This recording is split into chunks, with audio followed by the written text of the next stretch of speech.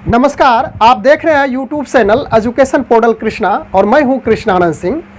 आज शिक्षा विभाग से संबंधित शिक्षक की बात करने के लिए उपस्थित हूं और वह बात है उनके स्थानांतरण अर्थात उनके ट्रांसफ़र की बात है।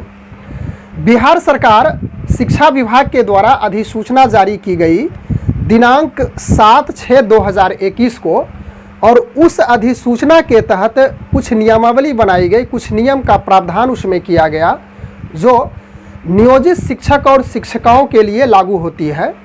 और वह इस प्रकार है जिसे हम लोग संक्षेप में समझने का प्रयास करेंगे। आप बगल में देख सकते हैं यह लेटर जिसमें पूरा डिटेल दिया गया है, लेकिन उसमें जो महत्वपूर्ण बिंदुएं हैं उसे मैं संक्षिप्त में यहाँ बताने का प्रयास करूँगा। तो आइए चले प्रारंभ करते हैं।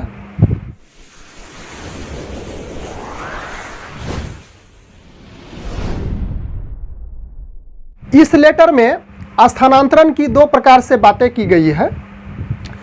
पहले स्थानांतरण उन शिक्षकों का होगा जिसमें कोई ज़्यादा परेशानी की बात नहीं है, जो सामान्य स्थानांतरण की प्रक्रिया होती है उसे ही पूरा करना है। तो उन स्थानांतरण में, उस प्रकार के स्थानांतरण में दिव्यांग शिक्षक और दिव्यांग पुस्तकालय अध्यक्ष को रखा गया है। उसके बाद दूसरे प्रकार में महिला शिक्षक को लिया गया है और महिला पुस्तकालय अध्यक्ष को रखा गया है।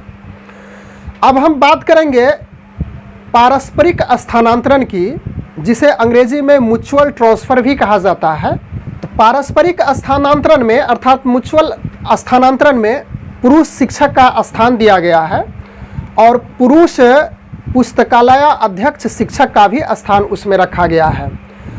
और इन दोनों प्रकार के शिक्षकों का जो स्थानांतरण होगा वह सिर्फ एक बार होगा, अर्थात उसके कार्यकाल में, नौकरी के टाइम में, संपूर्ण नौकरी में उसका एक बार स्थानांतरण किया जाएगा।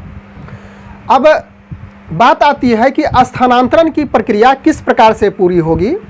तो सबसे पहले बिहार सरकार अर्थात शिक्षा विभाग इसका एक वेब पोर्टल तैयार करेगी और उस वेब पोर्टल में महत्वपूर्ण बिंदुओं को वह अंकित करेगी, जिसमें आपसे आवश्यकता अनुसार डॉक्यूमेंट्स की मांग करेगी और उस डॉक्यूमेंट्स में जो आवश्यक बिंदु है उस वेब पोर्टल में अपलोड किया जाएगा। अब प्रश्न बनता है कि उन शिक्षकों का जो स्थानांतरण होगा तो उसके लिए क्या अर्हताएँ, उसके लिए क्या योग्यताएं रखी गई है। तो मैं एक एक कर यहाँ पे फिर से संक्षिप्त में बात करेंगे। ज़्यादा डिटेल में हमें जाने की आवश्यकता नहीं है।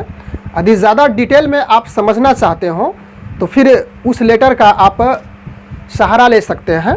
जो शिक्षक दिव्यांग हैं और पुस्तकालय अध्यक्ष हैं, या तो फिर शिक्षिका जो दिव्यांग हैं और पुस्तकालय अध्यक्ष भी हैं, या तो फिर नॉर्मली जो सामान्य शिक्षिका हैं और पुस्तकालय अध्यक्ष हैं, उनके लिए अर्हताएँ इस प्रकार से अंकित है।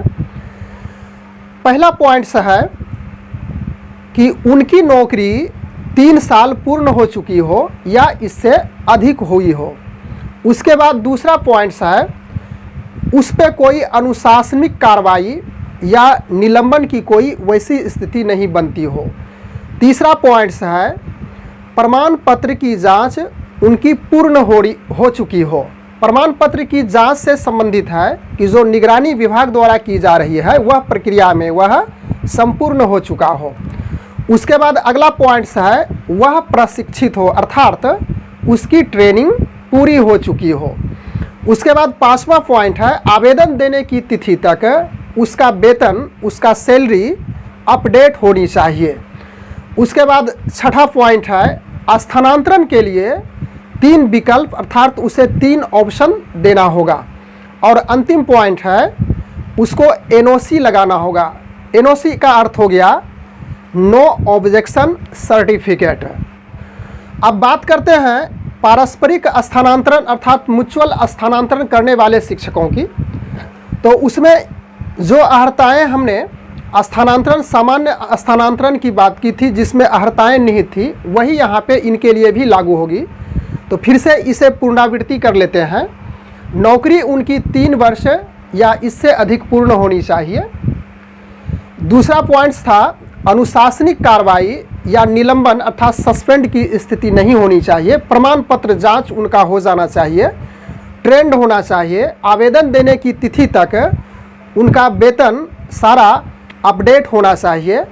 स्थानांतरण के 3 विकल्प उन्हें अर्थात 3 ऑप्शन उन्हें देना होगा और फिर उसी प्रकार एनओसी का सर्टिफिकेट अर्थात नो ऑब्जेक्शन सर्टिफिकेट उसे लगाना होगा। मिला जुला कर यदि बात की जाए तो अभी इसमें और कुछ समय लग सकता है। और अंत में सभी विद्वत जन को मेरा प्रणाम। जय शिक्षा, जय शिक्षक, जय बिहार। धन्यवाद।